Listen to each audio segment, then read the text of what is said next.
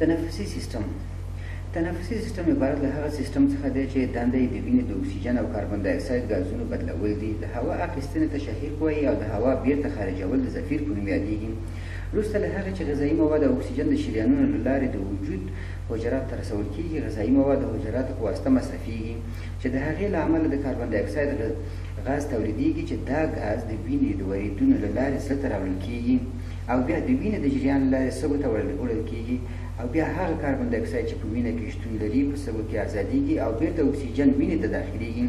کومه هوا چې د شهیق په وخت کې وینې ته داخلېږي ډېر ګازونه پکې وي چې په زیاته کچه اکسیجن هم پکې وي. دا اکسیجن هغه ډېرو وړو جوړښتونو ته چې په سږو کې شتون لري او د الویول په نوم یادېږي رسېږي او د وینې جریان ته ورننوځي چې په همدې وخت کې یعنې د زفیر په وخت کې کوم د کاربن دای اکساید غاز چې په دې وړو جوړښتونو کې شتون لري ازادېږي. د تنفس تعداد په یو بالغ کس کې 14 وارې په یوه دقیقه کې دی، خو باید وویل شي چې